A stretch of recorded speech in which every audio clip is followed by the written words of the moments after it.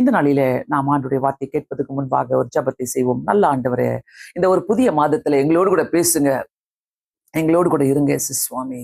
எங்களுக்கு வேண்டிய வார்த்தைகளை நீர் தருவீராக. ஏசப்பா, எங்களுடைய கண்களையும் மனக்கண்களையும் நீர் திறக்குமாறு நாங்கள் கேட்டுக்கொள்கிறோம். இயேசுவின் நாமத்தினாலே வேண்டிக் கொள்கிறேன் பிதாவே, ஆமென். Praise the Lord. இந்த நேரத்துல இந்த இந்த மாதத்தின் ஒன்னாம் தேதி நம்ம வந்திருக்கிறோம். இந்த நாளில காலையிலயும் நல்ல ஒரு வார்த்தையை நம்ம கேட்டோம். கர்த்தர் நமக்கு நல்ல ஒரு வசனங்களோடு பேசினார். ஏசாயா 32வது அதிகாரம் 40-41 வசனங்களை அவர் அவர் வந்து நம்மளை ஆசீர்வதிக்கும்படியாக வந்திருக்கிறார். ஆண்டவர் நம்மளை ஆசீர்வதிக்கும்படியாக வந்திருக்கிறார் என்ற வசனங்களை கேட்கும் போது ரொம்ப சந்தோஷமாக இருந்தது.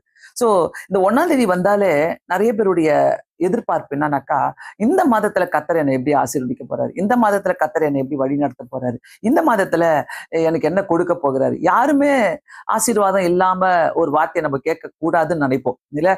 எது ஆசீர்வாதமான வார்த்தையா இருக்குதோ அதை மட்டும் கேட்கணும்னு நம்ம நினைப்போம். ஆனா இன்னைக்கு நான் காலையில எடுத்த வார்த்தை பாத்தீங்கன்னாக்கா ரொம்ப ஒரு அற்புதமான ஒரு வார்த்தை. அது அந்த அந்த 32வது அதிகாரத்துல அதாவது போட்டிருக்குது. ஆண்டவர் வந்து நம்மளை ஆசீர்வதிக்கும்படியாக வந்திருக்கிற தேவனா இருக்கிறார் என்று சொல்லி அதை வாசிக்கும் போது சந்தோஷமாக இருந்தது. அதேதான் இன்னைக்கு சாயங்காலமும் ஒரு ஆசீர்வாதத்துக்குள்ளாக நம்ம கடந்து போக வேண்டும் என்றால், அதை பெற்றுக்கொள்ள வேண்டும் என்றால் நம்முடைய டியூட்டியும் இருக்குது, நம்முடைய வேலைகளும் இருக்குது. ஆண்டுடைய வேலை மட்டும் இல்ல, ஆண்டவர் சொல்லிட்டாரு நான் உன்னை ஆசீர்வதிப்பேன்னு சொல்லிட்டு. ஆனா நம்முடைய டியூட்டியும் இருக்குது, நம்முடைய வேலைகளையும் இருக்குது. நாம என்ன செய்யணும், நம்ம சைட்ல நம்ம என்ன செய்ய வேண்டும் என்று சொல்லி நம்ம பார்க்க வேண்டும். சோ இன்னைக்கு நான் எடுத்த ஒரு டாபிக்கை பார்த்தீங்கன்னாக்கா, பரிபூர்ண ஆசீர்வாதமும் தெய்வீக சமாதானமும். இது ஒரு மனுஷனுக்கு ரொம்பவே தேவை, ரொம்பவே தேவை. ஒரு பரிபூர்ண ஆசீர்வாதம் எப்படி இருக்கும், ஒரு தெய்வீக சமாதானம் ஒரு மனுஷனுக்குள்ளாக இருக்கும். அப்படிப்பட்டவங்களை நீங்க எத்தனை பேர் பார்த்துருக்கிறீங்க? அப்படிப்பட்ட மனுஷர்களை நீங்க எத்தனை பேர் நீங்க பேசியிருக்கிறீங்க அவங்களோடு கூட? ஏன்னா நான்லாம் அதை எப்படி பார்ப்பேனாக்கா, ஒரு பெரிய கிஃப்டா பார்ப்பேன். ஒருத்தர் வந்து ஒரு சம்பூர்ணமாகவும் பரிபூர்ணமாகவும் அவங்க வாழ்க்கையில அவங்க செயல்படுறாங்கனாக்கா, அதை அதை அவங்க கிட்ட பேசுறதோ, அவங்களோட கூட ரிலேஷன்ஷிப் வச்சுக்கிறதோ, அவங்களோடு கூட நம்ம பழகுறது எல்லாமே பார்த்தீங்கன்னாக்கா ஒரு கிஃப்டா நான் பார்ப்பேன். ஸோ இன்னைக்கு இந்த நாளில நான் எடுத்துக்கொண்ட வசனமே நீதிமொழிகள் 28வது அதிகாரம் 20வது வசனம். உண்மை உள்ள மனுஷன் பரிபூர்ண ஆசீர்வாதங்களை பெறுவார். இந்த வார்த்தை என்ன அப்படியே கேட்சியா இருந்தது. உண்மை உள்ள மனுஷன் பரிபூர்ண ஆசீர்வாதங்களை பெறுவான். இத படிக்கும் போதே பாத்தீங்கன்னாக்கா, இந்த பரிபூர்ண ஆசீர்வாதம், உண்மை உள்ள மனுஷன், இந்த ரெண்டா நம்ம பிரிச்சுக்கலாம். இத ரெண்டா படிக்கும் போது ஒரு பரிபூர்ண ஆசீர்வாதம்னா எப்படி இருக்கணும்? ஆனா உண்மை உள்ள மனுஷன் பரிபூர்ண ஆசீர்வாதங்களை பெறுவான். பரிபூர்ண ஆசீர்வாதம் வந்து ஒரு பகுதி மட்டுமல்ல, வாழ்க்கையின் அனைத்து பகுதிகளிலும் இருக்கிறது தான் ஒரு மனுஷனுடைய பரிபூர்ண ஆசீர்வாதம். சோ இந்த பரிபூர்ண ஆசீர்வாதத்தை பெற்றுக்கொள்வதற்கு அநேக பிரயாசப்படுகிறோம். சில ஓடுவாங்க, ஓடியாடுவாங்க, பல காரியங்களை செய்வாங்க. அவங்களுடைய எண்ணங்கள் பிரகாரம் எப்படியெல்லாம் என்னென்ன போனோமோ என்னென்ன செய்யணுமோ அதெல்லாம் செஞ்சுக்கிட்டு இருப்பாங்க. ஆனா வேதத்தின் பிரகாரம் நம்ம பார்க்கும்போது ஒரு பகுதி மட்டுமல்ல, வாழ்க்கையின் அனைத்து பகுதியிலும். அது எப்படின்னாக்கா, பொருளாதாரம், குடும்பம், ஆவிக்குரிய வாழ்க்கை, இது மூணுத்திலயுமே ஒரு மனுஷன் ஆசீர்வாதமாக இருக்கிறாங்கன்னாக்கா, இதை போல ஒரு பெரிய ஆசீர்வாதம் எதுவுமே கிடையாது. இன்னைக்கு அநேகர் ஜெப குறிப்பை நீங்க கொடுப்பீங்க, என்னோட கூட பேசுவீங்க. பேசும்போது சொல்லுவாங்க, எனக்கு இந்த இடத்துல எல்லாமே இருக்குது, ஆனா இந்த ஆசீர்வாதம் என்கிட்ட இல்ல, இப்படி சமாதானம் இல்ல, எங்க கணவர் போயிட்டாரு, எங்க மனைவி போயிட்டாங்க, எங்க பிள்ளைங்க இப்படி பண்றாங்க, இப்படி எல்லாம் கேட்கும் போது ரொம்ப கொஞ்சம் கஷ்டமா இருக்கும். அப்போ ஒரு மனுஷனுடைய பரிபூர்ண ஆசீர்வாதம் எங்க இருக்கிறது?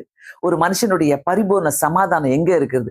பரிபூர்ண சமாதானமும் ஆசீர்வாதமும் ஒரு மனுஷனுக்கு ரொம்ப ஒரு தேவை உள்ள காரியமா இருக்கிறது. பிரியமானவர்களே, இந்த சேனல்ல நீங்க கேட்டுட்டு இருக்கிறீங்கன்னாக்க, இந்த வார்த்தைகளை கண்டிப்பாக ஒரு மனுஷனுக்குள்ள இருக்கிற ஆசீர்வாதத்தையும், சம்பூர்ணத்தையும், பரிபூர்ண ஆசீர்வாதத்தையும், சமாதானத்தையும் எப்படி நம்ம அனுபவிக்க வேண்டும், அது ரொம்ப முக்கியம். சோ உண்மை உள்ள மனுஷன் என்று சொல்லும் போது அங்க சொல்லியிருக்குது பாருங்க, உண்மை உள்ள மனுஷன். அந்த வார்த்தையை சொல்லிட்ட பிறகுதான் பரிபூர்ண ஆசீர்வாதங்கள். உண்மையா ஆண்டவருக்கு எந்தெந்த இடத்துல நம்ம நிக்கிறோம், நம்ம ஆசீர்வாதம் ஆண்டவரே என்ன ஆசீர்வாதிங்க, ஆண்டவரே என் கூட இருங்க, எனக்கு இதை தாங்க அதை தாங்க எல்லாத்தையும் கேட்கறதுல தப்பே கிடையாது. ஆனா ஒரு உண்மை உள்ள மனுஷன், கர்த்தர் எதிர்பார்க்கிற உண்மை உள்ள மனுஷன் யாரு? எனக்கு எது ரொம்ப என் மைண்டுக்குள்ள வந்த காரியம் என்னன்னாக்கா, தாவீது தாவீது வந்து சின்ன பையனா அந்த வனாந்தரத்துல ஆடுகளை மேய்ச்சிட்டு இருக்கிறப்போ அந்த ஏலா பள்ளத்தாக்குல இருந்து ஒரு கோலியாத்துடைய குரல் கேட்டுக்கிட்டே இருக்குது. யாராவது என் கூட சண்டைக்கு வரீங்களா, சண்டைக்கு வரீங்களா? எல்லா இஸ்ரவேல் ஜனங்களும் அந்த ராஜாவும் சேர்ந்து எல்லாம் பயந்துகிட்டு நிக்கிறாங்க. இவர் அண்ணனுங்களுக்கு சாப்பாடு கொண்டு போன தாவீது அந்த இடத்துல நம்ம போய் செய்யலாமே, நான் போய் அடிக்கிறாங்கன்னுட்டு எவ்வளவு தைரியமா சொல்லும் போது எப்படி இருக்கும்? அவங்க அண்ணன்களுக்கு கோபம் வருது அந்த இடத்துல. ஆனா ராஜா கிட்ட போறாரு, ராஜா கிட்ட பெர்மிஷன் வாங்கிட்டு ராஜா கிட்ட போய் கேட்கும் போது ராஜா சொல்றாரு, சரி நீ ரொம்ப சின்ன பையனா இருக்கிற, என் ட்ரெஸ்ஸை வேணா நீ போட்டுட்டு போ, ராஜா ட்ரெஸ்ல நீ போ. போட்டு பாக்குறாரு. போட்டு பார்த்துட்டு அங்க ஒரு வார்த்தை சொல்லுவாரு தாவீது, இதெல்லாம் எனக்கு பழக்கம் இல்லைன்னு. கண்டிப்பா கர்த்தருடைய பிள்ளைகளுக்கு ராஜரீக மகத்துவத்தை கொடுப்பேன்னு சொல்லிக்கிறாரு. ஆனா நம்ம ராஜா ட்ரெஸ்ஸை போட்டுக்கணும், நம்ம உலக பிரகாரம் போகணும், உலகத்து கூட இருந்து வாழணும், அப்படி யோசிக்கும் போது கர்த்தர் அப்படிப்பட்ட நிலைமையில நம்மளை வந்து தூக்கி எடுத்து ஆசீர்வதிக்கிற தேவன் கிடையாது. இருக்கிறவைகளில எடுத்து நம்மளை எடுத்து உபயோகப்படுத்திக்கிற தேவன் தான் பூரண ஆசீர்வாதம். சோ இந்த உண்மை உள்ள மனுஷன் என்று சொல்லும் போது தாவீது விசுவாசத்தோடு அங்க போறாரு. அந்த விசுவாசத்தோடு போய் நிக்கிறாரு. என்னால முடியும் ராஜா, என்னை நம்புங்கன்னு சொல்லிட்டு உன் கையில ராஜா எல்லா பட்டயத்தையும் கொடுக்கறாரு, அறிவாளுகளை கொடுக்கறாரு, எல்லாமே கொடுத்தோம். இதெல்லாம் எனக்கு பழக்கம் இல்லை ராஜா, நீங்க வச்சுக்கோங்க, எனக்கு இதெல்லாம் போக முடியாது. என் கூட இருக்கிற சேனைகளின் கர்த்தர் என்னோடு கூட இருக்கிறார், அவரை கொண்டு நான் போறேன்னு சொல்லிட்டு தாவீது கோலியாத்து கிட்ட போகும்போது கோலியாத்து ஒரு வார்த்தை சொல்லுவாரு, நாயா என்னை வந்து நீ அடிச்சு போடுறதுக்கு உன்னெல்லாம் நான் பார்த்து என்ன பண்ண போறேன், நீ எல்லாம் யாரு, என்னுடைய கண்ணுக்கு முன்னால நீ எல்லாம் ஒண்ணுமே இல்லை. கோலியாத்து அவரை பார்த்து கேலி பண்ணும் போதும் அப்பவும் தாவீதுக்குள்ள இருந்த ஒரு விசுவாசம் பாத்தீங்கன்னாக்கா ரொம்ப ஒரு வைராக்கியமான விசுவாசம். அவர் நம்பி போனது எதுனாக்கா சேனைகளின் கர்த்தர் தான். சோ உண்மை உள்ள மனுஷன் என்று நம்ம பேசும்போது இந்த உண்மையான விசுவாசம் எனக்குள்ள இருக்கணும். எதையும் ஃபேஸ் பண்ண பரிபூர்ண ஆசீர்வாதமும் பரிபூர்ணமான ஆசீர்வாதமும் பரிபூர்ணமான சமாதானமும் எனக்குள்ள வரணும்னாக்கா கண்டிப்பாக நானு இந்த உண்மை உள்ள விசுவாசத்தை நான் வைக்கணும் எனக்குள்ள.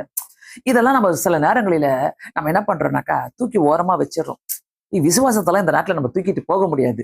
விசுவாசத்தை நம்ம தூக்கிட்டு நம்ம அதெல்லாம் வச்சுக்கிட்டு போனா அதெல்லாம் யார் யோசிப்பா? இல்ல, விசுவாசன்றது உங்க உங்க உடம்புலயே அது உங்க மனசுக்குள்ளேயே ஊறி கிடக்கணும். எது செஞ்சாலும் கர்த்தர் செய்வார், எது செஞ்சாலும் ஆண்டவர் இதை பொறுப்பேற்றுக் கொள்வார், எதை செய்தாலும் கர்த்தர் எனக்கு முன்பாக நிற்கிறார் என்று நம்ம சொல்லும் போது கண்டிப்பாக பெரிய காரியங்களை கர்த்தர் நமக்காக செய்வார். சோ மொத்தத்துல நம்ம பார்க்க போனா எந்த காரியத்தை நீங்க எடுத்து செய்றீங்களோ, உங்க வாழ்க்கையில எப்படிப்பட்ட காரியங்களுக்குள்ள நீங்க இருக்கிறீங்களோ, எந்த காரியத்துல நீங்க நிலைநிற்கிறீங்களோ, உங்களுக்குள்ள ஒரு வைராக்கியமான விசுவாசம் இருக்கும் போது அது உங்களுடைய குடும்பமா இருக்கட்டும், உங்க படிப்பா இருக்கட்டும், உங்களுடைய பிசினஸா இருக்கட்டும், உங்களுடைய வேலையா இருக்கட்டும், ஆண்டவரே நீர் எனக்கு முன்பாக கடந்து போகிறீர். ஒரு சவால்களும் கோலியாத்தா தான் இருக்கும். ஒவ்வொரு சவால்களும் நமக்கு முன்பாக பாத்தீங்கன்னாக்கா ஒரு பெரிய மலையாதான் காட்டும். இதை நான் எப்படி தாண்டி போக போறேன்? இந்த புதிய மாதத்துல நீங்க வந்திருக்கிறீங்கன்னாக்கா ஏன் நாங்க ட்ரை பண்ணக்கூடாது? ஏன் நம்ம இப்படி ட்ரை பண்ணக்கூடாது? ஆண்டவரே எனக்குள்ளாக இப்படிப்பட்ட ஒரு விசுவாசம் இருந்தாலே பரிபூர்ண ஆசீர்வாதத்தை நான் பெற்றுக்கொள்ள முடியும். ஒரு உண்மையான மனுஷனுக்குள்ள கர்த்தர் எதிர்பார்க்கிற காரியம் என்னன்னாக்கா ஒரு விசுவாசம். இந்த விசுவாசம் கர்த்தர் செய்வார், கர்த்தர் பார்த்துப்பாரு. ஸோ எனக்கு ரொம்ப பிடிச்சமான ஒரு வசனம் எப்பவுமே ஏசாயா 26வது அதிகாரம் 3வது வசனம், உம்மை உறுதியாய் பற்றி கொண்ட மனதை உடையவன். அது எனக்கு எப்பவுமே ரொம்ப பிடிக்கும் அந்த வசனம். அந்த அதுக்குள்ள பாத்தீங்கன்னாக்கா உம்மை உறுதியாய் பற்றி கொண்ட மனதை உடையவன், உண்மையே நம்பி இருக்கிறபடியால் நீர் அவனை பூர்ண சமாதானத்துடன் காத்துக்கொள்வீர். நான் மனப்பாடமா பண்ணி வச்சிருப்பேன் இந்த வசனத்தை. சோ தயவு செய்து ஒருவேளை நீங்க இதை பார்த்துட்டு இருக்கிறீங்கன்னாக்கா இப்படிப்பட்ட வாக்கு தத்தங்களை நீங்க மனப்பாடம் பண்ணிக்கிறீங்க. உண்மை உறுதியாய் பற்றி கொண்ட மனதை உடையவன், உண்மையே நம்பி இருக்கிறபடியால் நீர் அவனை பூர்ண சமாதானத்துடன் காத்துக்கொள்வீர். ஆண்டவரை உண்மையா பின்பற்றுவது ஒரு சவால். ஆண்டவரை உண்மையா நம்புவது ஒரு சவால். ஏன்னா அது இஸ் நாட் ஈஸி. நிறைய மனுஷர்களுக்குள்ள தைரியம் இருக்கலாம், பலன் இருக்கலாம், மேன் பவர் இருக்கலாம், மணி பவர் இருக்கலாம், what ever it may be. But நம்மளுக்குள்ள இருக்கிற ஒரு உண்மை உறுதியாய் பற்றி கொண்ட மனதை உடையவன், உண்மையே நம்பி இருக்கிறபடியா நீர் அவனை பரிபூர்ண சமாதானத்துடன் காத்துக்கொள்வீர். சோ உண்மையா ஆண்டவரை நான் நம்புறேன். உண்மையா இந்த எதை எடுத்தாலும் maybe it's a very long ப்ராஜெக்டா இருக்கலாம், ஒரு ஒரு ஒரு பெரிய டைம் எடுத்து செய்யற காரியங்களா இருக்கலாம். ஆனா ஒவ்வொரு நாளும் இந்த சூழ்நிலையில இந்த மாதத்துல நீங்க சொல்ல வேண்டிய ஒரு வார்த்தை, ஆண்டவரே நான் உம்மை விசுவாசிக்கிறேன், நீங்க எனக்கு முன்பாக போறீங்க, நான் உம்மை விசுவாசிக்கிறேன், நீங்க செஞ்சு கொடுப்பீங்க, பரிபூர்ண சமாதானத்தை கொடுப்பீங்க, பரிபூர்ண ஆசீர்வாதம். பிரியமானவர்களே, இதை கேட்டுட்டு இருக்கிறீங்கன்னாக்கா டெஃபினெட்லி ப்ளீஸ் உங்க உங்க மனசை தேற்றி கொடுங்க.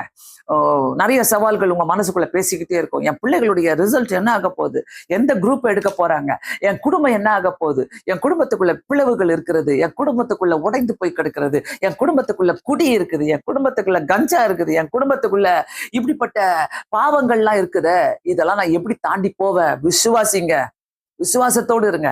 நான் எல்லாருக்குமே நீங்க எனக்கு போன் பண்ணும்போது அநேகருக்கு நான் சொல்லுகிற காரியம், ஆண்டவரை விட்டுறாதீங்க, ஆண்டவரை விட்டுறாதீங்க. எந்த சூழ்நிலை வந்தாலும் ஏசப்பா நீங்க பாத்துக்கங்க, ஒரு வார்த்தை சொல்லிக்கிட்டே இருங்க, டெய்லி அவர்கிட்ட பேசிக்கிட்டே இருங்க, டெய்லி அவரோடு கூட கம்யூனிகேட் பண்ணிக்கிட்டே இருங்க. ஏசப்பா நீங்க பாத்துக்கங்க, உமக்கு தெரியும், உமக்கு தெரியும். ஏன்னா அவருக்கு நம்ம ஒவ்வொரு நாளும் சொல்லிட்டே இருக்கும்போது நமக்கு ஒரு பதில் உண்டு அதுல. சோ அதனால்தான் விசுவாசம், ஒரு உண்மையான மனுஷனுக்குள்ள ஒரு விசுவாசம் இருக்கணும். விசுவாசம் எப்படி வரும்? அது தானா நம்ம சொல்லிக்கிட்டே இருக்கிறதுனால, நான் நம்பிக்கையா இருக்கிறதுனால கிடையாது. விசுவாசம் ஒரு ஒரு ஒரு கணவன் மனைவி மேல வைக்கிறது ஒரு விசுவாசம், மனைவி கணவன் மேல வைக்கிறது விசுவாசம், பெற்றோர்கள் பிள்ளைகள் மேல வைக்கிறது ஒரு விசுவாசம். என் பிள்ளை கைவிடாது, என் பிள்ளைங்க என்னை இப்படி நடத்துவாங்க, என் கணவன் கைவிட மாட்டார், என் மனைவி கைவிட மாட்டார். இதெல்லாம் எப்படி சொல்றோம்? ஏன் நம்ம கர்த்தருக்காக சொல்லக்கூடாது? ஏன் நம்ம கர்த்தர் மேல பாரத்தை சுமத்தி விட்டு நம்ம சொல்லக்கூடாது? கர்த்தர் எல்லாத்தையும் பார்த்துப்பாரு, கர்த்தர் எனக்காக, கர்த்தருக்கு எல்லாமே தெரியும். நம்ம எந்த வழியில ஓடினாலும் எனக்காக என்ன குறிக்கப்பட்டிருக்கிறதோ அதை கண்டிப்பா செய்வார். சோ தாவீது போயிட்டு கோலியத்தை அடிக்கும் போது 5 கூழாங்கல் அவர் கையில இருந்தாலும் ஒரு கூழாங்கல்ல தான் விசுவாசத்தோடு அடிச்சாரு. ஒரே கூழாங்கல்ல அவன் கவுந்தடிச்சுக்கிட்டு மரித்து போனான்றதை நம்ம பாக்குறோம். பிரியமானவர்களே, இப்படிப்பட்ட விசுவாசங்கள் நமக்குள்ள கண்டிப்பாக தேவை. இந்த மாதம் நீங்க ஒருவேளை நீங்க ஆண்டவரை நோக்கி, ஆண்டவரே இந்த புலம்பல், அந்த காரியங்கள், இவ்வளவு புலம்பல் எனக்கு முன்பாக இருக்கிறது, நான் எப்படிதான் ஏற போறேன் எனக்கு தெரியலையேன்னு சொல்றீங்கன்னாக்கா ஒரே ஒரு வார்த்தை, விசுவாசத்தோடு ஜெபத்தோடு கடந்து செல்லுங்க. கர்த்தர் எல்லாத்தையும் பார்த்துப்பார். சோ ஒரு உண்மை உள்ள மனுஷனுக்கு தேவையே விசுவாசம் தான், வேற ஒண்ணுமே செய்வார். ஆண்டவர் தாவீதுடைய வாழ்க்கையில செஞ்சிருக்கிறார்னா, வாழ்க்கையில அநேகருடைய வாழ்க்கையில அநேக காரியங்களை செய்திருக்கிறார்னாக்கா நம்முடைய வாழ்க்கையிலும் இதை செய்ய வல்லவராய் இருக்கிறார். பிரியமானவர்களே, அதனால சோர்ந்து போவாதீங்க.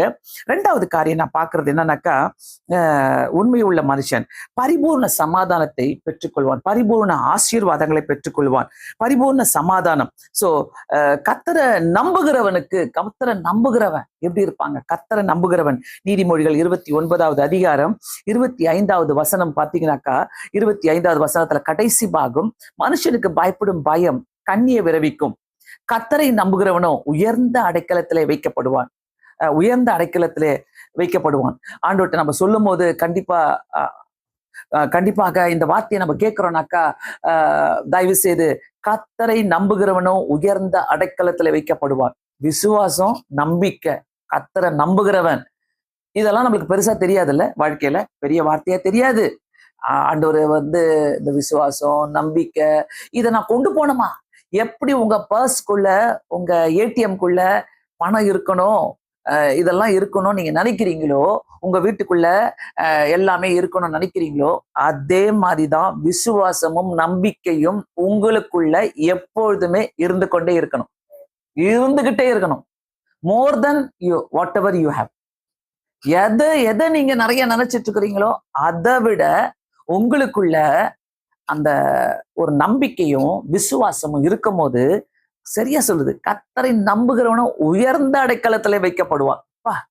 இதெல்லாம் காசு கொடுத்து வாங்குறதே கிடையாது, லஞ்சம் கொடுத்து வாங்குறது கிடையாது. இதெல்லாம் ஆண்டவரை நம்பினாலே அடைக்கலம், உயர்ந்த அடைக்கலம். ஆண்டவரை விசுவாசித்தாலே நமக்கு எல்லா கிருபைகளையும் தருகிற தேவனா இருக்கிறார். சோ சோர்ந்து போகாதீங்க. இந்த மாதத்துல ஒருவேளை உங்களுக்கு முன்பாக இருக்கிற சவால்களுக்கு முன்பாக கர்த்தர்கிட்ட உறுதியா கேளுங்க. உண்மை உறுதியாய் பற்றி கொண்ட மனதை உடையவன்.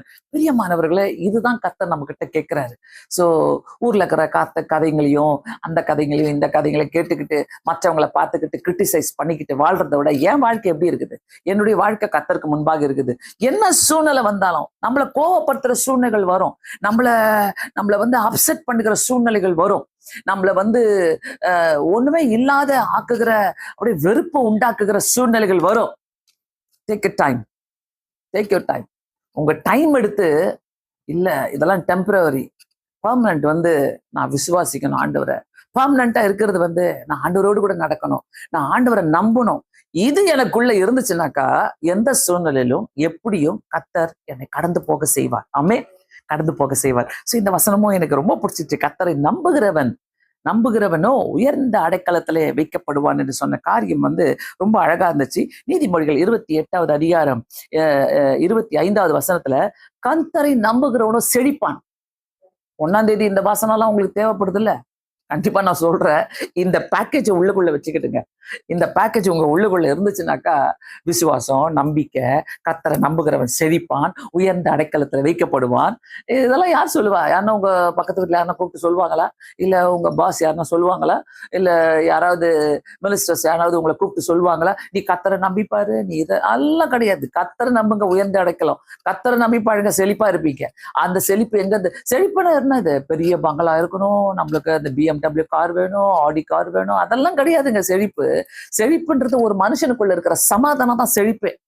ஒரு மனுஷனுக்கு ஒரு நிறைவான சமாதானம் இருக்குதா?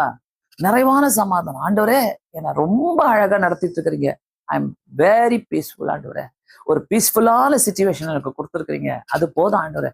உட்காந்து கொஞ்ச நேரம் நம்மளை யோசிக்கணும், குடும்பத்துக்குள்ள உட்காந்து நம்ம யோசிக்கணும். ஆண்டவரே எங்க குடும்பத்தை நீங்க எப்படி வழி நடத்துறீங்க, அதெல்லாம் விட்டுறாதீங்க. சாத்தான் வந்து அப்படியே டேமேஜ் பண்ணி போட்டுருவான். நாங்க எத்தனை குடும்பங்களை பாக்குறோம், எத்தனை குடும்பத்துக்குள்ள ஒரு சமாதானம் கிடைக்காது. சும்மா ஒரு பொய்யான வாழ்க்கையை வாழ்ந்துகிட்டு இருக்கிற குடும்பங்கள் நிறைய இருக்கிறாங்க. பிரியமானவர்களே, தயவு செய்து நம்மளுக்குள்ள ஒரு செழிப்போ ஒரு உயர்ந்த அடைக்கலமோ வேணும்னா இதெல்லாம் நம்ம குடும்பத்துக்குள்ளேயே இருக்கணும், நமக்குள்ளேயே இருக்கணும். ஒரு ஆளு வீட்டுக்குள்ள ஜெபிக்கிற ஆள் இருந்தாலே போதும், எல்லாத்தையும் மாத்திக்கிட்டே இருப்பாங்க, சூப்பரா மாத்திக்கிட்டே இருப்பாங்க. அந்த ஒரு செழிப்பை நம்ம பார்த்துக்கிட்டே இருக்கலாம். ஏன்னா நான் நம்புற காரியம் என்னன்னாக்கா, கண்டிப்பா எதையோ நம்ம ஓடி ஓடி ஓடி ஓடி ஓடி பார்த்துட்டோம். ஆனா எங்க ஓடி போய் போனாலும் அந்த ஒரு செழிப்போ, அந்த ஒரு சமாதானமோ, பூரண ஆசீர்வாதமோ நம்மளை தேடிக்கிட்டு வராது. ஆனா கர்த்தர் தேடிக்கிட்டு போங்களேன், அவரை தேடினாலே இத்தனையும் ஃப்ரீயா கிடைக்கும், சுலபமா கிடைக்கும். அவரு எல்லாவற்றையும் தருகிற தேவனா இருக்கிற.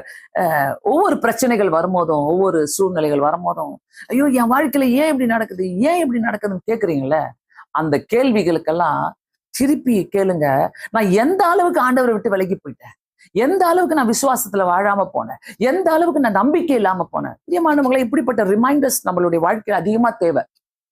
நிறைய ரிமைண்டர்ஸ் நம்ம வாழ்க்கையில வேணும்னு பாக்குறோம். தயவு செய்து இந்த இடத்துல நான் சொல்ற ஒரு காரியம் என்னன்னாக்கா, உங்களுக்குள்ள நல்ல ஒரு ரிமைண்டர்ஸ், நான் எப்படி வாழணும், நான் எப்படி இருக்கணும், இப்படிப்பட்ட ஒரு சிறப்பான வாழ்க்கையை வாழ்வதற்கு கர்த்தர் எனக்கு என்ன கொடுக்குறாரு, எப்படி செய்யறாரு, இதெல்லாம் நம்ம பார்த்து வாழுகிறோம்னாக்கா கர்த்தர் நமக்கு எல்லாத்தையும் செய்ய வல்லவரா இருக்கிறார். 1000 செய்திகளை நீங்க கேட்கலாம். யூடியூப்ல இன்னைக்கு நிறைய செய்திகள் போய்கிட்டே இருக்குது. எந்த செய்தி நம்மளுக்கு மனசுக்கு வேணுமோ அதை எடுத்துக்கிறோம். ஆனா இந்த செய்தி கேட்கலாமா, இதை கேட்கலாமா, அவங்க பேச்சை கேட்கலாமா, இவங்க பேச்சை கேட்கலாமா? பைபிள் பேச்சை கேளுங்க. பைபிள் பேச்சை கேட்டாலே, இந்த வசனம்லாம் தான் கேட்டாலே, இந்த வசனத்தை மனப்பாடமா சொல்லி பார்த்தாலே கர்த்தர் எல்லாவற்றையும் செய்ய வல்லவராக இருக்கிறார். பிரியமானவர்களே, சோ முதலாவது பார்த்தோம் உண்மை உள்ள மனுஷன், 2வது பார்த்தோம் பூரண ஆசீர்வாதங்கள், 3வது பார்க்கிறோம் பூரண சமாதானம், 3வது பூரண ஆசீர்வாதத்தை பத்தி பார்க்க போறோம். பூரண சமாதானமும் ஆசீர்வாதமும், இது ரெண்டுத்தையும் நான் கிளப் பண்ணி பேசுறேன்.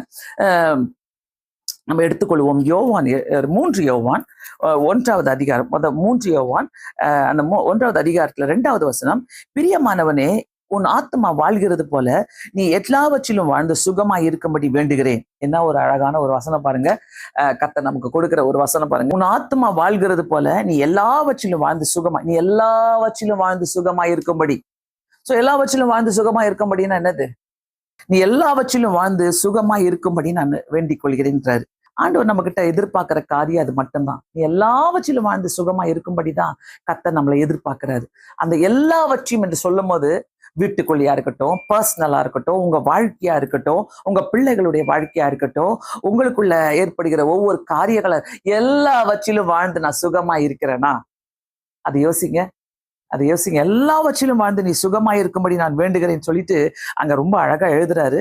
சோ இதுதான் நமக்கு தேவை பிரியமானவர்களே. சோ பரிபூர்ண ஆசீர்வாதம் என்று சொல்லும் போது கர்த்தரை நம்புவது ஒரு பரிபூர்ண ஆசீர்வாதம். நீங்க எதை நம்புறீங்களோ இல்லையோ, சங்கீதம் 9வது அதிகாரத்துல பாத்தீங்கன்னாக்கா, சங்கீதம் 9வது அதிகாரம் 10வது வசனத்துல ரொம்ப அழகான ஒரு வார்த்தையை அங்க பாக்குறோம். 9வது அதிகாரம் 10வது வசனம், கர்த்தாவே உம்மை தேடுகிறவர்களை நீர் கைவிடுகிறதில்லை, ஆதலால் உமது நாமத்தை அறிந்தவர்கள் உம்மை நம்பி இருப்பார்கள். பரிபூர்ண ஆசீர்வாதம் என்று சொல்லும் போது உம்மை தேடுகிறவர்களை நீர் கைவிடுகிறதில்லை. கர்த்தர் என்னைக்குமே கைவிட மாட்டார். அவரை தேடுறோமா? அதான் முக்கியம். எவ்வளவு தேடுறோம், எப்படி தேடுறோம், எந்த அளவுக்கு நம்ம தேடுறோம் ஆண்டவரை, அவரை தேடுறோமா? எத்தனை காரியங்களை ஒரு ஒரு ஒரு இஷ்யூ நம்மளுக்கு வந்துட்டா, ஒரு எதிர்பார்ப்பு நம்மளுக்கு வந்துட்டா, ஒரு காரியங்கள் நம்மளுக்குள்ள வந்துட்டா, அதை நம்ம எப்படி தேடுறோம்? மனுஷனை போய் தேடுவோம், கூகுள்ல போய் தேடுவோம், ஏஐ கிட்ட தேடுவோம், சாட்ஜிபி கிட்ட தேடுவோம், இதை போட்டு பார்த்துப்போம், அதை போட்டு பார்த்துப்போம், எல்லாவற்றிலும் நம்ம தேடுவோம். ஆனா கர்த்தரை தேடுகிறவர்களுக்கு என்ன ஒரு அருமையான வசனம். கர்த்தரை தேடுகிறவர்களை நீர் கைவிடுகிறதே இல்லை. கர்த்தாவே உம்மை தேடுகிறவர்களை நீர் கைவிடுகிறதே இல்லை. எல்லாம் கைவிட்டுருவாங்க. மனுஷன் கைவிட்டுருவான், கைவிட்டுறவங்கள நீங்க நம்பி போற காரியம் அனைத்தும் கைவிட்டுரும். ஆனா கர்த்தர் கைவிட மாட்டார். இதுதானே தேவை. கர்த்தர் எதிர்பார்க்கிறது விசுவாசம், நம்பிக்கை. அவரை நான் கைவிடாம இருக்கணும். எந்த சூழ்நிலை வந்தாலும் அவரை போல ஒரு கம்ஃபர்ட் யாருமே கிடையாது. பயங்கரமான கடினமான சூழ்நிலைகள், தாக்கி கொண்டிருக்கிற சூழ்நிலைகள், எனக்கு முன்பாக இருக்கிற அது யாரா இருந்தாலும் சரி, அது நீதிமானா இருக்கட்டும், ஜெபிக்கிறவங்களா இருக்கட்டும், பக்திமான்களா இருக்கட்டும், யாரா இருந்தாலும் அவங்களுக்கு வர துன்பங்கள் அநேகமா இருக்கிறோம். ஆனா அதை தப்பித்துக் கொள்ள கர்த்தர் வழிகளை உண்டாக்கி தருகிற தேவனா இருக்கிறார்.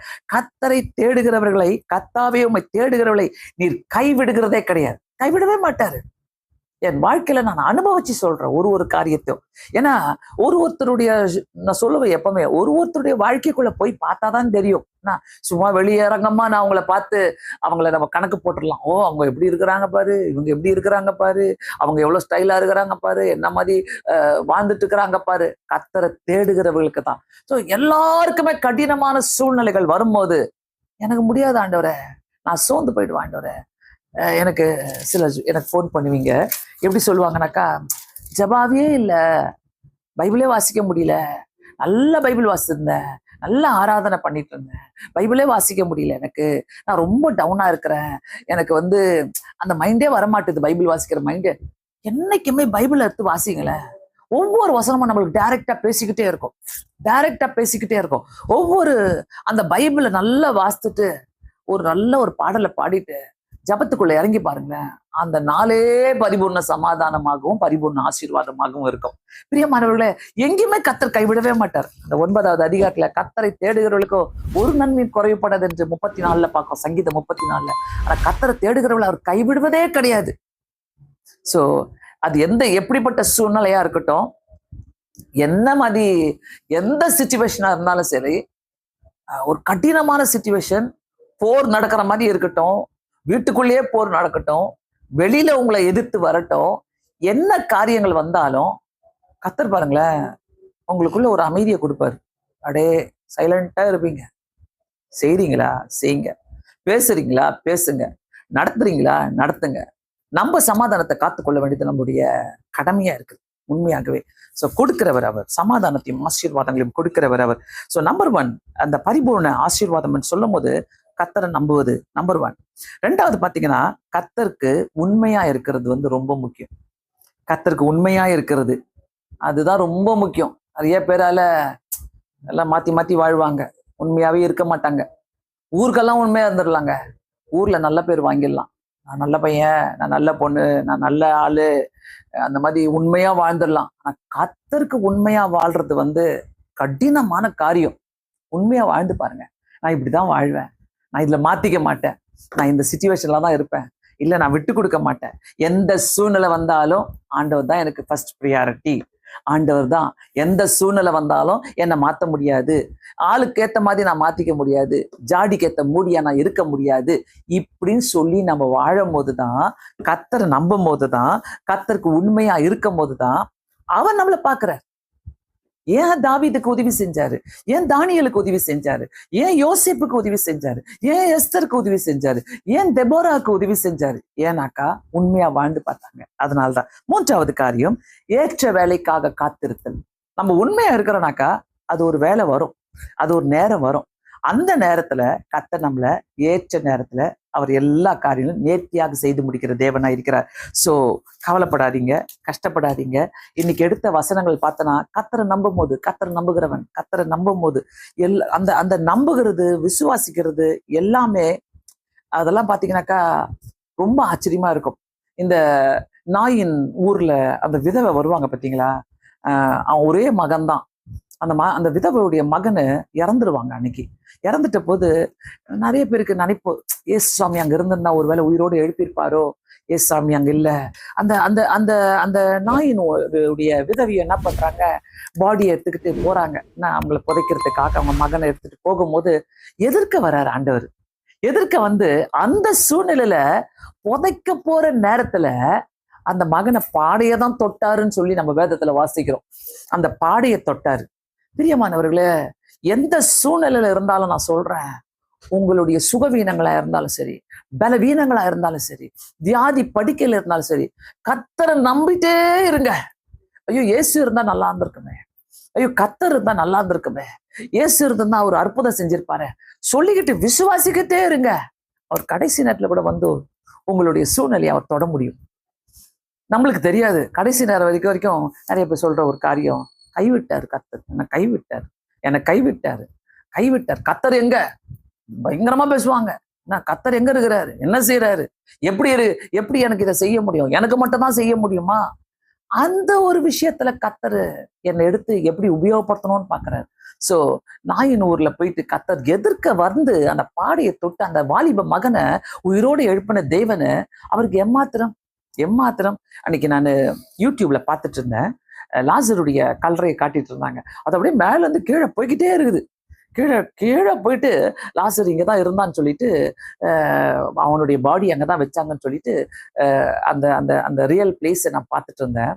அப்ப நினைச்சேன், நம்மளாம் நினைச்சிட்டு இருக்கிறோம் ஒருவேளை சும்மா இப்படி குழியில வச்சிருப்பாங்க, சும்மா உள்ள ஒரு கல்லை போட்டு மூடி வச்சிருப்பாங்க அப்படின்னு நினைக்கிறோம். கீழே இருந்த லாசருக்கு வெளியில இயேசு கூப்பிடுறாரு, லாசருவே வெளியே வான்னு சொல்லும் போது அவன் வெளியே வரான். பிரியமானவர்களே, இந்த சூழ்நிலையில தான் கர்த்தர் நம்மளை எதிர்பார்க்கிறாரு. நீ எங்க இருந்தாலும் என் குரலை கேளு, நான் உன் கூட இருப்பேன் எங்க இருந்தாலும். அதாவது சோர்வுக்கு இடம் கொடுக்காதீங்க.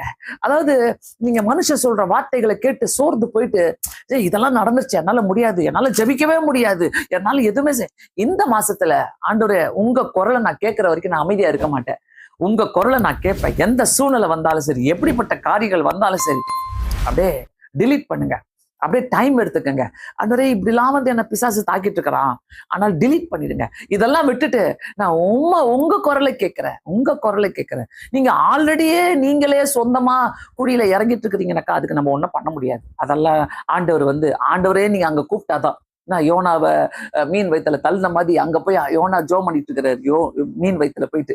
அந்த மாதிரி நம்மளே போய் கூப்பிட்டாதான் ஆண்டவர் வந்து நம்மளுக்கு உதவி செய்ய முடியும். பிரியமானவர்களே, நம்மளே குழியில விழுந்துட்டு ஆண்டவரே என்னை கைவிட்டீங்கன்னு சொல்லாதீங்க. ஆண்டவர் என்னைக்குமே குழியில தள்ளுகிற தேவனே கிடையாது.